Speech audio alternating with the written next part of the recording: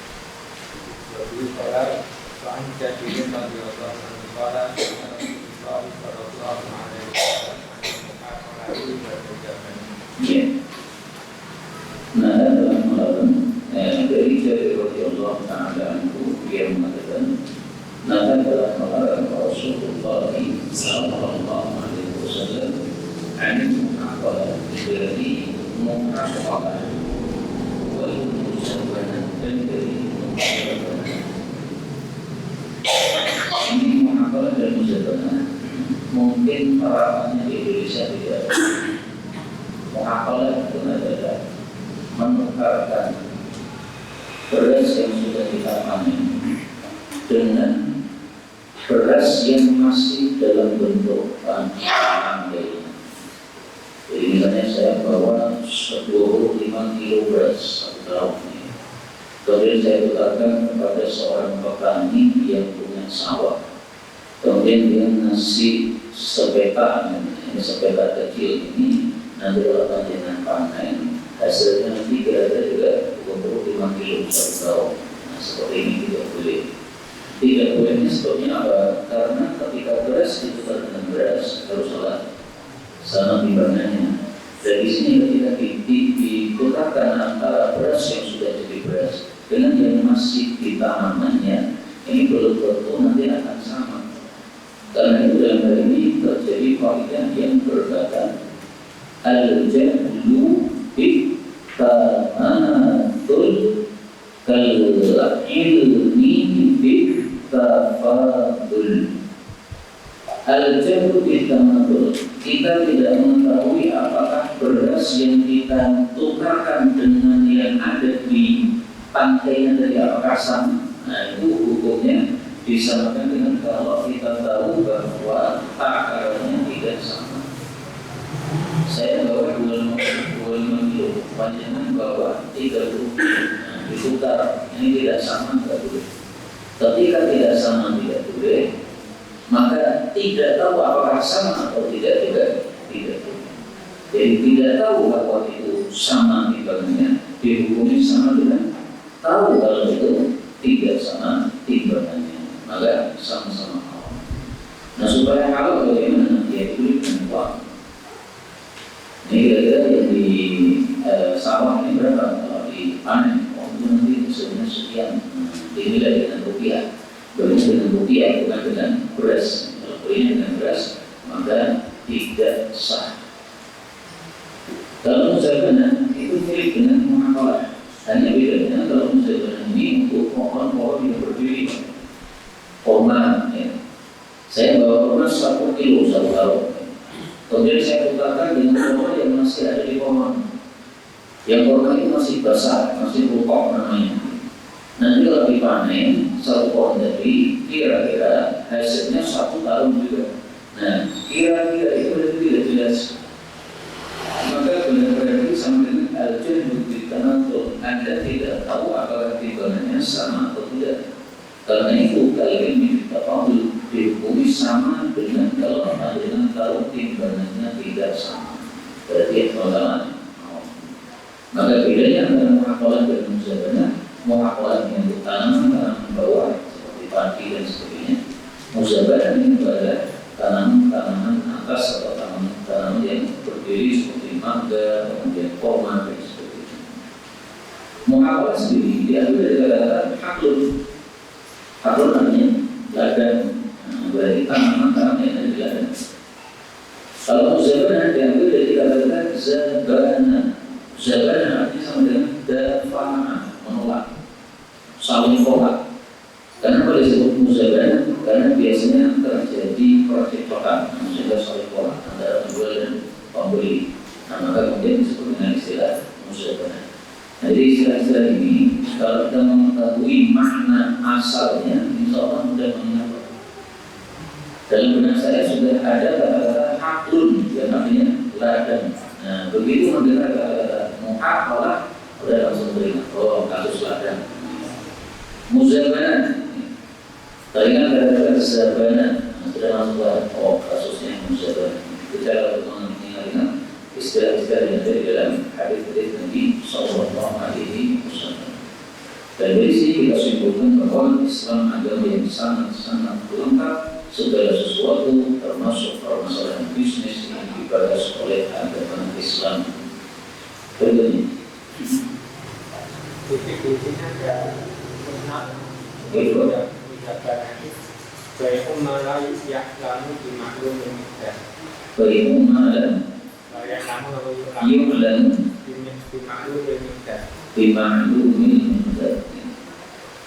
Ya, di dalam hukumnya disebutkan al-muzabana adalah berimu menjual ma'la yu'lan, sesuatu yang belum diketahui.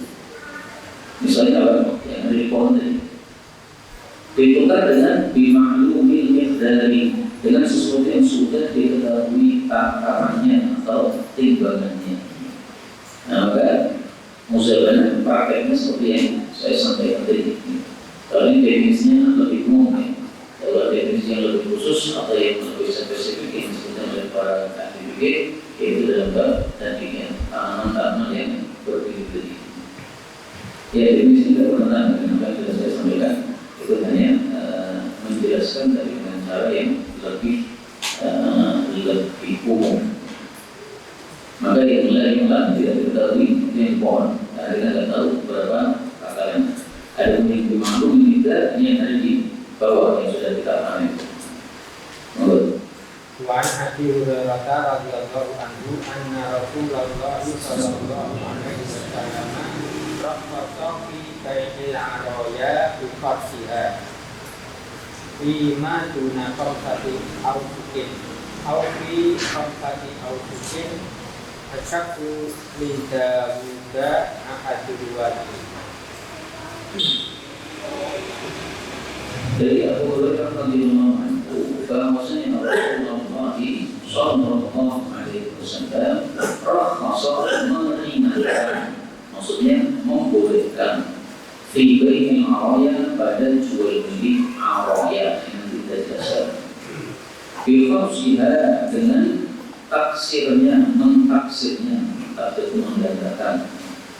Tapi ada syaratnya apa? Fima pada apa yang guna di bawah khamsati awsuqin 5 wasak.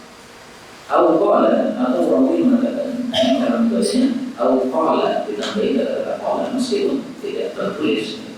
Karena ini rawinya ragu-ragu. Qala atau rawi mengatakan fi pada khamsati awsuqin 5 wasak. Asyad pada kedua-duanya dari yaitu al-dari min Daud, itu dari Pak Daud ahadi ruwatihi, salah satu dari perawi hadis ini. Daud sendiri rahimahullah jual beli araya ini adalah pengecualian dari jual beli muzabana tadi. Musyawarah tidak dilarang. Kita mau beli kurma yang masih di pohon, tapi kita nggak punya duit. Mestinya belinya harus dengan duit, tidak bisa dengan kurma. Ya. Tapi karena tidak punya duit, maka diperbolehkan untuk beli dengan kurma. Itulah yang disebut sebagai al-ariyah. Jadi ariyah itu apa? Ariyah itu musyawarah yang diperbolehkan dengan sebab yang membeli adalah orang miskin, tidak punya uang. Musim kurma muncul, banyak kurma yang berbuah dalam bentuk seger-seger di pohonnya itu namanya lupa. Saya ingin makan Pak, tapi mau beli nggak ada duit. Di rumah cuma ada kurma. Nah, karena di rumah tidak ada duit, ada kurma, maka oleh Nabi diizinkan. Ya sudah, karena kamu miskin, nggak ada duit, maka silakan kurma kamu bawa 1 tahun misalnya. Kemudian ditukarkan dengan kurma yang masih ada di pohon, dengan dikharsikan, dengan ditaksir, kira-kira 1 pohon ini kalau dipanen berapa? Oh, kira-kira hasilnya 25 kilo. Nah, ya sudah, berarti saya berikan kepada pemilik pohon kurma 25 kilo kurma yang sudah kering. Kemudian saya diberi rukab atau kurma basah yang dipanen dari pohon tadi. Yang tadi kira-kira kalau dipanen semuanya, kemudian dikeringkan, jatuhnya nanti gara-gara itu namanya ariyah. Maka ariyah diperbolehkan dengan sebab adanya keperluan atau adanya kedaruratan. Daruratnya apa? Saya butuh kurma basah, kurma rukab, tapi saya nggak punya duit, maka disebut sebagai ariyah. Tapi ada syaratnya, dua kamu saja usukin, tidak boleh lebih dari 5 wasak. Harus di bawah 5 wasak. Nah 5 wasak ini kan bukan istilah yang sering kita pakai. Kita bagian kilo, kintal dan sebagainya. Nah maka di sini kita tulis menjadi kalau sati al-sudin 5 wasak itu sama dengan 7,5 kuintal.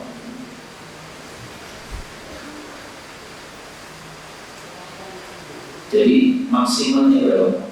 Maksimalnya adalah di bawah 7,5 kintal. Kemudian di bawah dari 7,5 kintal enggak boleh.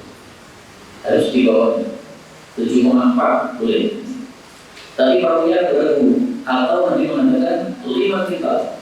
Nah kalau 5 kintal berarti 5 kintal mesti boleh. Jadi kalau pakai riwayat duna ini berarti harus 7,5 di bawahnya 7,4. Tapi kalau yang fi, nah ini berarti boleh 7,5 kintal, di atasnya tidak boleh. Ini adalah model ariyah yang terkenal disebutkan oleh para ulama, yaitu orang miskin tidak punya uang untuk membeli kurma rukab yang ada di pohon. Ada bentuk ariyah yang lain, yaitu orang kaya punya kebun kurma isinya 100 pohon kurma misalnya. Kemudian dia punya tetangga miskin, akhirnya 3 pohon kurma yang ada di dalam kebunnya tadi diberikan buahnya kepada tetangga miskin. Akhirnya tetangga miskin ini setiap hari keluar masuk ke dalam kebun tadi. Kamu si pemilik kebun malah tertentu. Oh kamu ini keluar masuk terus. Nah tetangga miskin punya udur, mohon maaf di rumah memang tidak ada makanan. Sehingga kalau saya mau petik, mau makan ya harus petik dulu. Besok lagi petik lagi, besok lagi petik lagi. Mana yang makan di hotel lagi. Nah maka akhirnya si kaya ini kemudian memberikan kepada orang miskin tadi. Ya sudah, ini 3 pohon kurma yang sudah saya berikan buahnya kepada kamu. Sekarang saya beri. Ini 3 pohon kurma, kalau dipanen semuanya berapa? Nah, misalnya semuanya 1 kintal. Nah sudah saya kasih 1 kintal kurma tadi. Supaya dia tidak keluar masuk lagi ke dalam kebun saya. Di dalam kasus ini orang kaya bertemu dengan keluar maksudnya orang miskin yang diberi oleh dia sendiri pohon kurma tersebut. Sama saja ya, dia itu diperbolehkan karena dari ini diperlukan atau darurat. Sampai di sini sudah selesai. Kita masuk pada beberapa tidak ilmu tadi bab perselisihannya 2 orang yang berjual beli. 2 orang yang berjual beli maksudnya penjual dan pembeli. Nah Islam itu mengajarkan kepada kita bahwasanya hendaklah umat Islam ini sesama dengan umat Islam itu adalah bersaudara, tidak berselisih, tidak bertengkar, sehingga Allah Subhanahu wa Ta'ala menyebutkan dalam Al-Quran pada surat Al-Hujurat ayat 10, innamal mu'minuna ikhwatun. Tiada dari orang-orang beriman itu harus bersaudara. Ini bentuknya berita, maksudnya paling khobarun, berita, di mana maksudnya yang amrin, mereka bersaudara, jangan bertengkar. Jika ada percakapan antara penjual dan pembeli gimana? Katanya, maka jangan dilanjutkan dengan pertengkaran. Sehingga Allah Subhanahu wa Ta'ala tidak mengatakan pada ayat yang lain, wassulhu khairun, damai itu lebih baik daripada pertengkaran. Surah An-Nisa ayat 128. Nah, maka supaya tidak terjadi pertengkaran di antara kaum muslimin, maka kemudian muncullah babu khilaf dari bagaimana kalau ada dua orang berjual beli berselisih. Nah, supaya perselisihan berhenti, supaya damai gimana? Hukum Islam sudah menetapkan. An bin Abbas radhiyallahu anhu anna Nabiya sallallahu alaihi wasallam qala law yuqtan nasu bi da'wahum ladda'a nasu bima al-jahil wa amwalahum walakin yaminu ala mudda'a alaih. Ya. Dari Ibnu Abbas radhiyallahu anhu bahwasanya Nabi sallallahu alaihi wasallam bersabda, lalu kalaulah mau diberikan an-nasu para manusia itu bidakwahum, dakwah atau dakwah bidakwahum, dengan sebab dakwaan mereka, ladan sungguh niscaya akan mendakwah an-nasu para manusia itu di mana ada darah-darahnya beberapa orang dari mendakwah bahwasanya keluarga itu dibunuh, wa amwalahum, dan juga harta-harta mereka. Walakin akan tapi al-yaminu, atau walakin al-yamina, akan tapi sumpah itu ada muda alaih, atas orang yang terdakwa. Maksud hadis ini adalah bahwa seseorang yang mendakwakan sesuatu, karena itu kondisinya dalam kondisi yang lemah, tidak punya bukti, maka dia harus membawa bukti. Buktinya apa? Saksi dua orang. Saksi dua orang menyatakan apa yang dia sampaikan, menguatkan atau melihat apa yang dia sampaikan. Misalnya, ini laptop saya, tiba-tiba ada orang datang mengatakan dan mendakwakan ini laptop milik dia. Nah, tidak boleh langsung laptop ini dikasihkan kepada dia. Kalau begitu nanti lada'na subima aja nanti akan mudah-mudah orang itu mendakwakan harta orang lain menjadi milik dia. Mendakwakan bahwasanya seseorang membunuh anak dia, membunuh saudara dia. Itu kalau tanpa bukti langsung dikasih. Maka oleh Islam diberikan hukum bahwasanya al-mudda'i, orang yang mendakwa itu alaihi bayyinah, dia harus membawa bukti. Dari maksud bukti apa? Asyhadani, dua orang saksi. Datangkan saksi bahwa laptop ini milik kamu.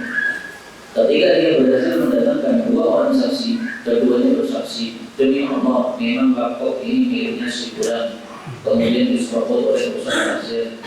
Kalau begitu, dia punya bukti, punya dua saksi, maka laptop ini kembalikan kepada dia. Tapi kalau ternyata dia tidak punya bukti, tidak punya saksi, ya sudah, berarti laptop itu. Apakah sudah selesai masalah? Belum selesai. Supaya selesai masalah, saya disuruh bersumpah. Inilah yang dimaksud al-yaminu 'alal mudda'a alaih.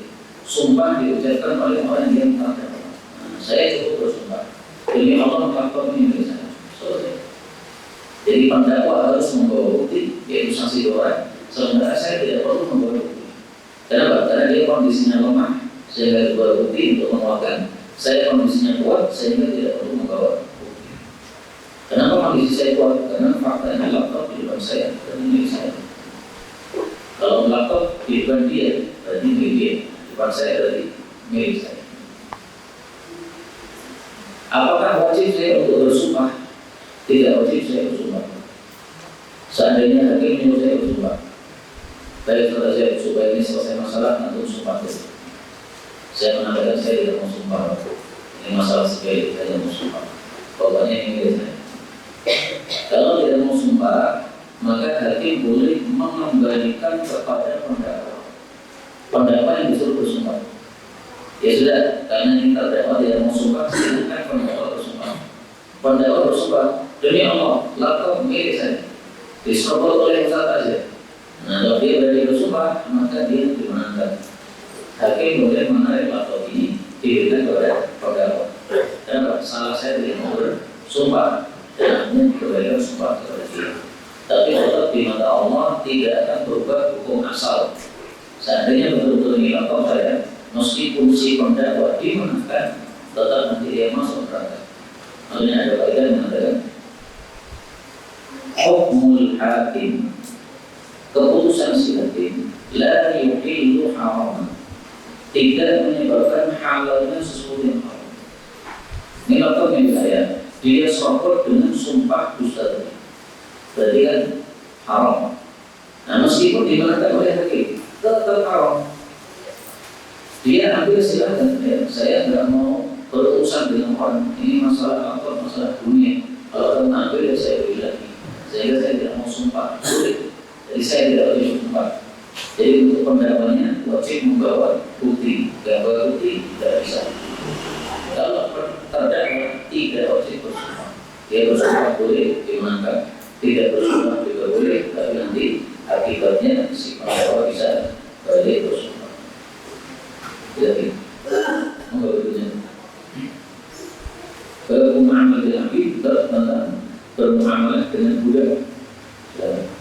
Ani bin Umar radhiyallahu anhu anna Nabiy sallallahu alaihi wasallam qala man ibta'a 'abdan wa lahu malun famaluhu lilladzi ba'ahu illa ayyastariqal mu'ta.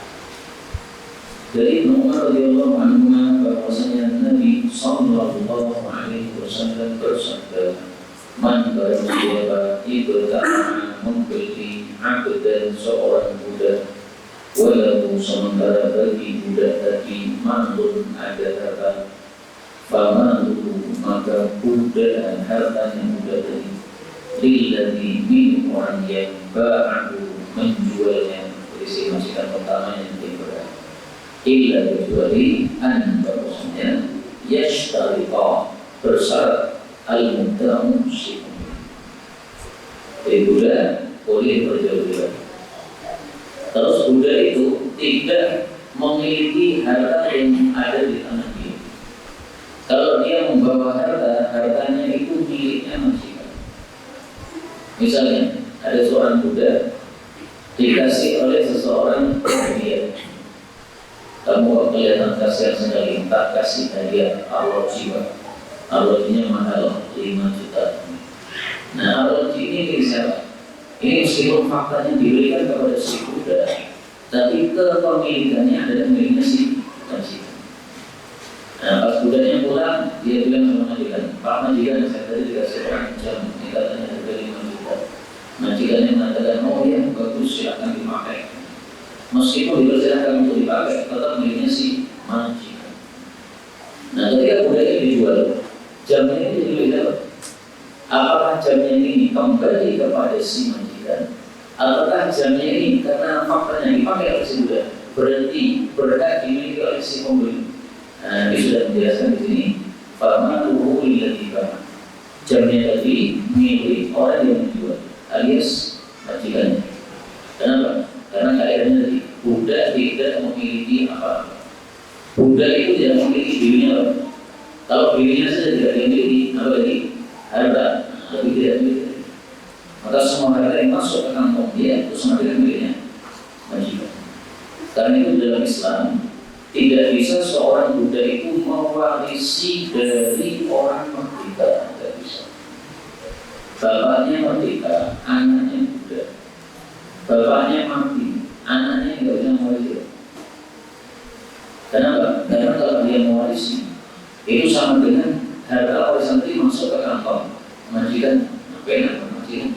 Nah, sehingga tidak bisa mewarisi. Baik, ini maka budak tidak begitu penting karena sekarang tidak ada budak. Kita lanjutkan berikutnya, kita salam. Kita tentang jual beli salam. Jual beli salaf namanya adalah salaf. Apa definisinya salaf atau salaf? Boleh kita definisikan as-salaf itu adalah apa? Salaf itu adalah ta'jilu al-thaman, membayar awal harganya, wa ta'jilul musamman, sementara barangnya terakhir. Jadi duitnya di depan, barangnya terakhir. Itu namanya as-salam. Misalnya saya beli kepada antum beras, antum masih nanam di sawah, berasnya belum ada. Nah, kemudian saya beli misalnya 25 kilo. Saya tanya, 25 kilo berapa? 300. Nah, saya bayar 300. Berasnya kapan itu? Nanti nunggu musim panen. Nah, seperti itu namanya adalah salam. Bolehkah salam seperti ini? Karena ini ada sisi spekulasi. Bisa jadi panen berhasil, bisa jadi panen tidak berhasil. Ada spekulasi kan? Nah, makanya diatur oleh Islam supaya tidak terjadi percakapan. Monggo.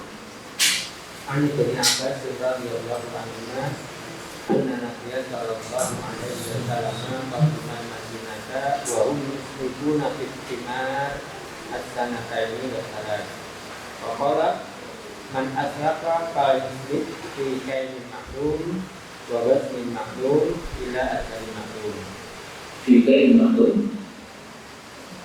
Wa waznin ma'lum ila ajalin ma'lum. Man aslafa fal-yusrif. Ya.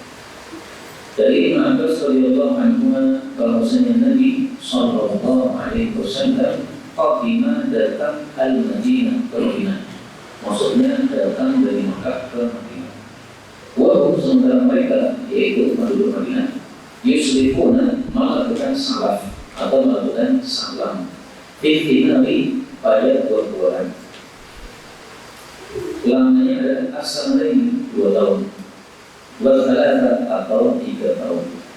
Faqala maka Nabi SAW bersabda, man ashafa, barang siapa yang melakukan salam, fal yusrif, maka adalah itu melakukan salam tadi fi kailin pada takaran ma'lumin yang sudah diketahui, wa waznin dan timbangan ma'lumin yang sudah diketahui, ila sampai ajalin waktu maklumin yang sudah diketahui.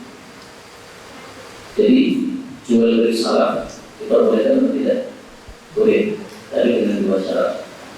Syarat pertama adalah kailin maklumin, takarannya tertentu. Itu kalau dijual dalam bentuk takaran. Misalnya dari zaman dulu pohon itu ditakar 1 sok, 2 sok, 1 mot, 2 mot. Nah, maka takarannya harus tertentu. Anda itu mau beli berapa? Saya beli 5 sok. Nah, itu betul. Kalau kita tidak pakai takar, tapi pakai waznin, timbangan. Nah, maka timbangan atau takaran sebenarnya sama. Maksudnya muatan itu berapa? Yang dibeli itu barangnya berapa? Kalau misalnya kita menetapkan 25 kilo, nah itu boleh memenuhi syarat karena waktunya apa? Karena timbangannya sudah dibeli. Kemudian syarat yang kedua adalah jika ada maklumin, waktunya itu juga diketahui. Seperti tadi, saya pesan 25 kilo beras, berarti sudah tahu ya timbangannya 25 kilo. Saya bayar 300. Kemudian waktunya harus jelas kapan itu menyerahkan beras ini. Silakan diserahkan akhir bulan, nah boleh jelas akhir bulan. Kapan-kapan saja terserah, nah nggak boleh. Karena kapan-kapan terserah itu tidak jelas sehingga di sini terjadi jahalah itu termasuk horor spekulasi. Maka ringkasnya salah diperbolehkan selama tidak mengandung spekulasi. Supaya tidak mengandung spekulasi, maka ada ini tadi 1 kailnya, takarannya atau wasninnya, timbangannya jelas. Yang kedua ajalinnya, waktunya juga jelas. Nah dulu para sahabat Nabi melakukannya tanpa kejelasan. Cuma as-sanati waktu 2 tahun, 3 tahun. Tapi berapa takarannya tidak disebutkan. Jadi misalnya gini Pak, seseorang bayar kepada petani, ini sawahmu ini selama 2 tahun semua hasil panenannya saya beli selama 2 tahun. 2 tahun itu biasanya panennya 6 kali. Nah, kalau panennya 5 kali, kan jadi begitu. Sudah saya lihat di awal, untuk masa 2 tahun. Ternyata panennya yang biasanya 6 menjadi 5. Nah, saya bisa. Atau malah sebaliknya, panennya tetap 6 kali, tetapi hasilnya sangat banyak sekali. Yang biasanya harganya murah, harganya mahal, malah jadi murah. Gara-gara sudah dilakukan harga di awal. Nah, seperti itu tidak diperbolehkan, karena berarti takarannya tidak jelas. Tergantung hasilnya. Hasil selama 2 tahun bisa banyak, bisa sedikit, bisa naik, bisa turun. Nah, itulah yang dilarang oleh baginda Rasulullah Shallallahu Alaihi Wasallam. Dan jual beli sawit ini tidak harus tanaman, ya, apapun, termasuk barang-barang yang misalnya seperti kita dan sebagainya, itu bisa dengan cara salam. Dan penjualnya tidak harus memiliki barang tersebut. Misalnya saya petani, tidak harus saya memiliki apa yang dibeli. Saya namanya beras apa ini, tapi orang beli kepada saya jagung, tidak ada masalah. Yang penting saya datangkan kepada dia sesuai waktunya, sesuai permintaan dia.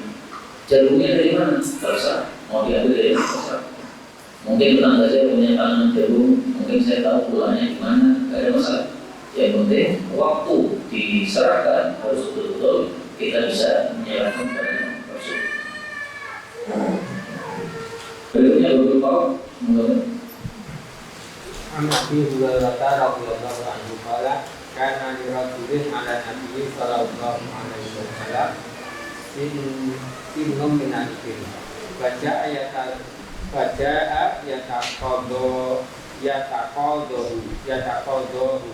faqala aktuhu fatalabu sinnahu falam yajidu illa sinnan fawqaha faqala aktuhu faqala awfaitani awfaqallah faqala Nabi sallallahu alaihi wasallam khairukum ahsanukum qada'an.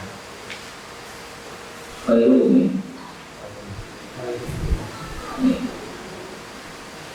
Dari Abu Hurairah radhiyallahu anhu, dia berkata, kan adalah dirojulin milik seseorang laki-laki ala Nabi, atas tanggungan Nabi sallallahu alaihi wasallam.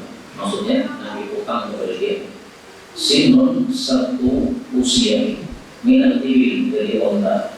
Jadi ada Nabi utang onta tertentu dengan usia tertentu.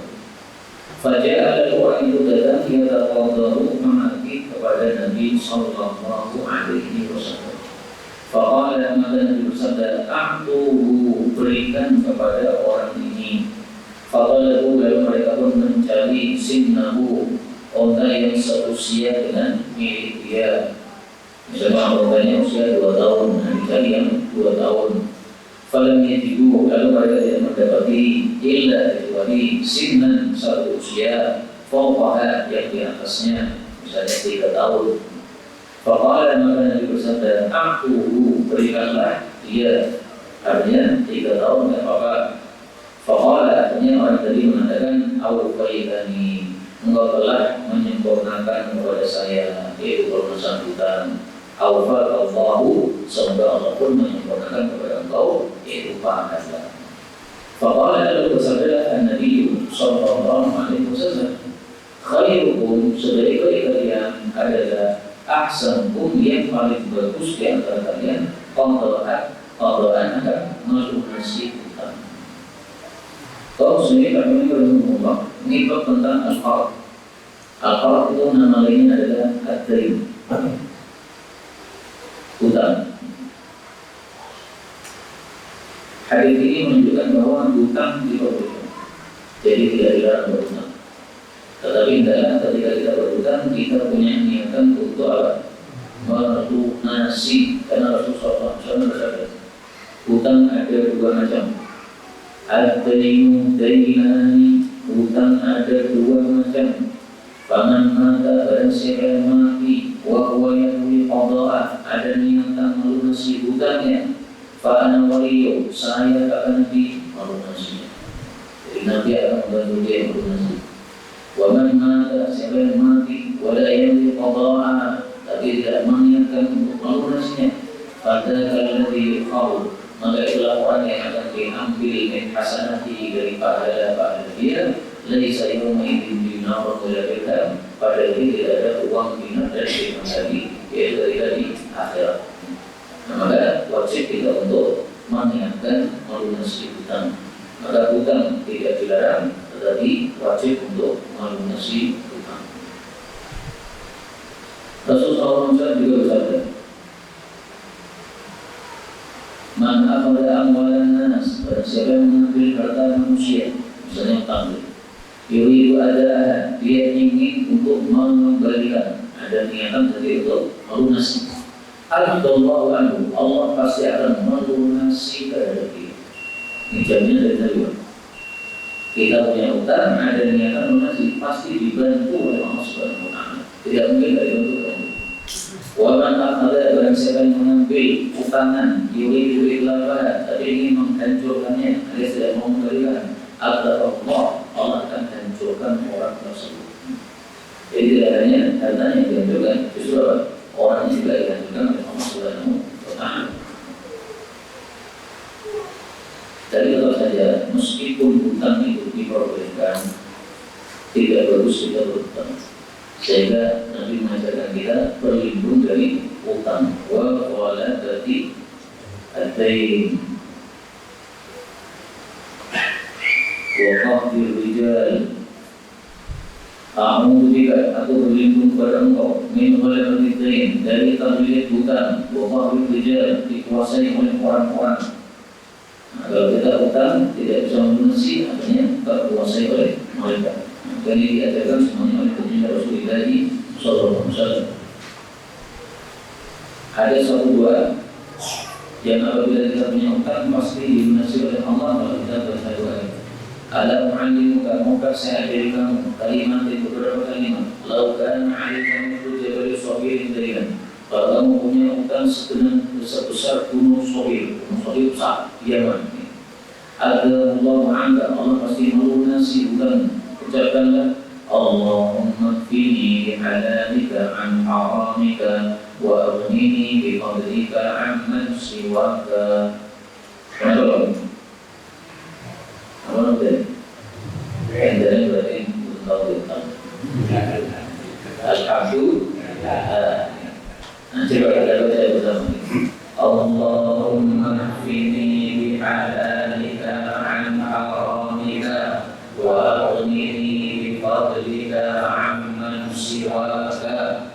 Allahumma ya Allah, ikfini, cukupi aku, bihalalika, dengan halalmu, an haramika, dari harammu, wa aghnini, dan kayakan aku, bifadlika, dengan karuniamu, amman siwaka, dari siapapun selain engkau. Supaya kita tidak butuh kepada orang lain.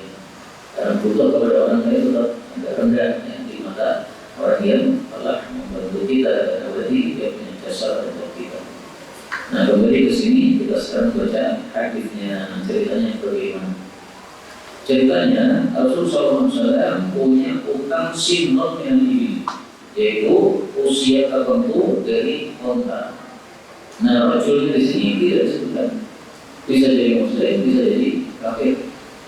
Seandainya orang kafir, kata-kata dia, Al-Fatihah, semoga Allah juga menyempurnakan pahalanya kepada kamu, wahai Muhammad. Ini tidak masalah, karena orang kafir itu juga meyakini adanya Allah. Hanya bedanya kalau kita muslim, tauhid, menyembah satu. Kalau orang kafir menyembah banyak.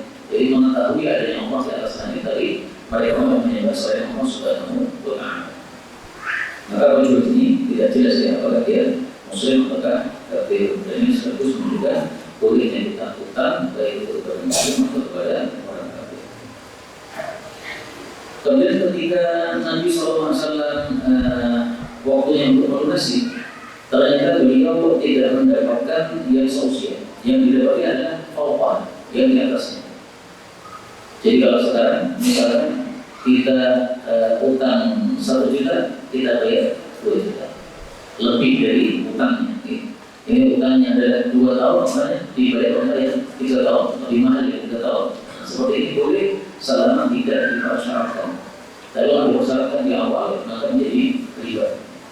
Saya pinjam 1 juta, nanti saya rela kembalikan 2 juta. Dan kalau tiba-tiba pas mengembalikan, kita nambah sendiri. Terima kasih sudah menjadi 1 juta. Ternyata saya gunakan modal, hasilnya banyak sekali berkah. Saya terima kasih, ini saya nambah 1 juta. Nah dia senang kan, 1 juta menjadi 2 juta. Dan halal karena tidak disyaratkan di awal. Tapi ada faedah begini, faedahnya penting. Al-ma'rufu urfan kal-masyruti syartan. Sesuatu yang sudah diketahui secara adat itu sama dengan dipersyaratkan. Sudah ada di kampung tadi, kalau pinjam 1 juta, bayarnya itu 1 juta 100 misalnya. Kalau 1 bulan bayarnya 1 juta 100. Kalau 2 bulan bayarnya 1 juta 200. 3 bulan 1 juta 300. Itu sudah ada di kampung. Nah, meskipun meskipun tidak diakadkan di awal, tapi kalau sudah menjadi ada dan kita ikuti ada tadi, itu hukumnya tetap riba. Jadi 1 juta Pak, kembalinya berapa? Kembalinya tetap 1 juta. Nah, harus dijelaskan di awal, kembalinya tetap 1 juta. Karena kalau tidak dijelaskan di awal, nanti akan menyebut ada. Kalau tidak ada, padahal itu sudah menjadi kebiasaan kampung, maka itu sama dengan masyhur syaratan, sama dengan dipersyaratkan di awal. Awam betul. Tapi di kampung belum jadi ada, malah boleh. Di kampung sudah jadi ada, maka menjadi tidak boleh. Ini faedahnya perlu dikembalikan betul-betul. Karena apa di masyarakat jarang-jarang ada orang yang pinjam kemudian apa kembalian sama persis. Kata-katanya biasanya ada tambah. Pada berikutnya dalam hadis ini Nabi SAW mengatakan sebaik-baik kalian adalah yang paling bagus dalam melunasi hutang. Nah, bagaimana caranya supaya kita itu bagus dalam melunasi hutang? Ada hadis yang lain. Jazaa'us salam. Rasulullah bersabda, "Inna adalah jazaa'us salam." Balasan dari utangan itu adalah alhamdulillah, memuji orang yang sudah mengutangi kita atau mendoakan orang yang sudah mengutangi kita, wal wafaru, dan menunaikan atau melunasi hutangnya. Nah, berarti kalau kita gabungkan antara hadis ini dengan hadis yang kita baca, maka berarti melunasi hutang yang baik itu adalah 1, alhamdulillah, terima kasih. Kita lunasi, kita menjaga terima kasih, kita menghayat orang, berbarokah, kata banyak. Kemudian wafat, disempurnakan. Totalnya berapa? 1 juta. Bayar 1 juta. Jangan kurang. Kesepakatannya kapan? Akhir bulan bayar. Jangan ngomong-ngomong. Kemudian tambah 1 lagi yang ketiga, itu tadi ditambahi ya pokok. Ini yang ketiga. Maka ada 3 kebaikan dalam melunasi hutang. Tepat waktu, kemudian berterima kasih atas mendoakan, kemudian menambahi dalam iman apa? Ada sesuatu yang bisa kita tambahkan. Jadi sampai sini sudah selesai tentang hutang. Dan hutang ini berarti namanya ada 3 ya. Tadi yang pertama adalah asri, kemudian al-qarab, kemudian as-salat. Salat itu juga kadang-kadang bermakna hutang, sebagaimana dalam hadis. Berikutnya berhubungan tentang gadaian. Memang kata Rasulullah anna Nabiya sallallahu alaihi wasallam berusia berhubungan dengan daya kita bantu musuh ini. Dari Aisyah radhiyallahu anha bahwasanya Nabi sallallahu alaihi wasallam wafat wadi'uhu sementara baju besi beliau marhunatun digadaikan di mana inda Yahudi pada orang Yahudi dibadati kesoan dengan 30 sok min syairin dari gandum syair. Hadis ini menunjukkan bolehnya kita menggadaikan barang untuk berhutang. Dan ini dalil bolehnya menggadaikan di masa kita mukim, karena ini kejadiannya di Madinah. Dalam Al-Quran Allah menyebutkan tentang gadaian, tapi di masa musafir, di masa safar. Berikan surat Al-Baqarah ayat 23 ini surat yang paling penting. Wa in kuntum ala safar. Perhatikan katanya, kalau kalian sedang bersafar. Nah, berarti kasusnya kasus sama, bukan kasus itu. Walau tajidu katiban, kalau tidak mendapati tukang tulis utang, falihanun, maka silakan menggadaikan makbubah yang dipegang oleh orang yang sudah membutuhkan kita. Nah, di sini para ulama mengatakan ini dalil bolehnya gadai, tapi pada waktu safar. Nah, bagaimana kalau kita tidak safar dalam Quran disebutkan? Tapi ternyata ada hadis disebutkan. Karena itu para ulama mengatakan Quran hadis ini tidak bisa dipisahkan, karena Quran dengan hadis saling melengkapi. Kita cari di Quran kalau adanya gadai safar, gadai mungkin nggak ada, berarti nggak boleh dong gadai mungkin. Nah, itu hanya menunjukkan kan Quran. Tapi ternyata di hadis kita temukan pemahaman bahwa gadai pun boleh dilakukan pada saat mungkin. Dan Rasulullah SAW bersabda tentang Quran dan hadis, yaftariqa wala yaftariqa. Quran dan Sunnah itu tidak akan berpisah hatta yarida, sampai keduanya itu datang alaiya kepada saya al-hawdah, ke telaga Kautsar. Ini harusnya. Taruh fikum syai'ain, saya tinggalkan untuk kalian dua pusaka.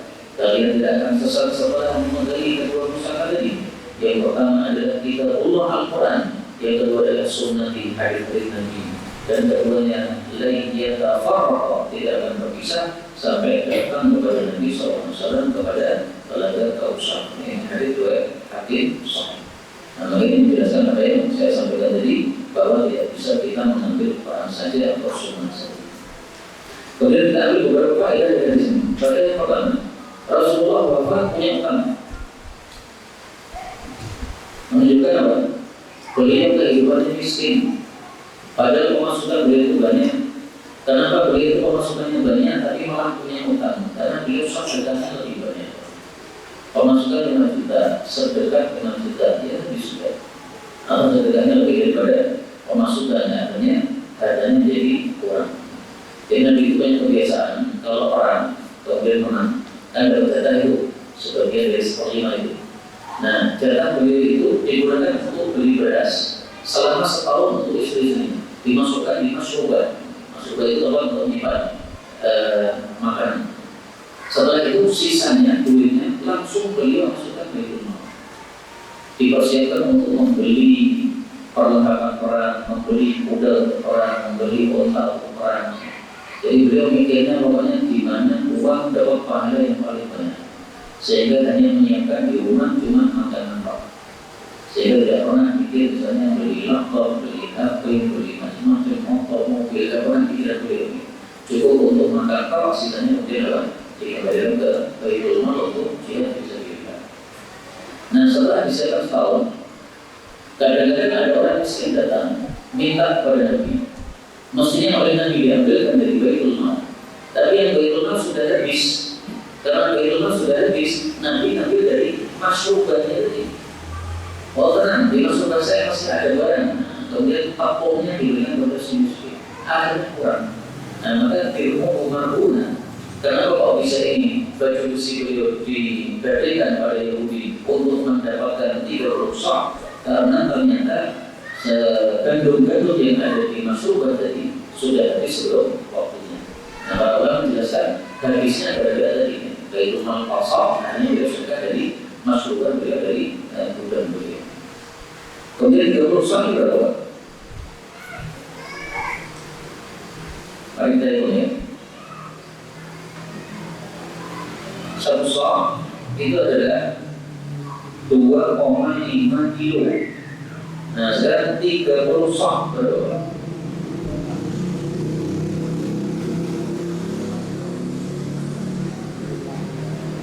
Berapa? 75 apa? 75 kilo. Berarti 3 karung kali. Kalau 5 rok, satu karungnya 25 kilo, nah berarti 75 kilo, 3 karung. Kok utang itu kok banyak sekali 3 karung? Ya istrinya banyak, 9. Istrinya 9, utangnya 3 karung. Masya Allah, inilah kehidupan bagi Rasulullah ini Sallallahu Alaihi Wasallam. Siapa yang berani menghidup beliau? Kampanye kita tidak berani membeli secara total, karena dia tidak mau ada uang di kantongnya lebih dari itu. Sudah. Kita belum siapa. Komisian kalian mencoba sekali seumur hidup nggak apa-apa. Ada bulan gajian, coba sekali aja seumur hidup. Coba dia habis tidak. Tapi yang itu sudah memaksa, harus sabar. Nah, kalau mau betul-betul disiapkan seperti Nabi tadi, kira-kira sampai akhir bulan saya masih bisa makan tof. Tapi beli apa-apa sudah bisa, nantinya sudah disediakan. Nah, itu mending kalau ada bisa mengamalkan saudari saudara. Kalau sudah harapannya semakin agak mampu, saya ini agak mampu. Kalau tidak ada pesawat, ini sudah jadi betul-betul ada salahnya. Dukung dakwah ini terus mengudara. Kajian gratis ini berjalan atas izin Allah dan dukungan tulus dari Anda. Bersama kita sebarkan kebaikan seluas-luasnya. Yuk jadi bagian dari tim kebaikan kami dengan mendukung operasional dakwah. Jazakumullahu khairan kasiron.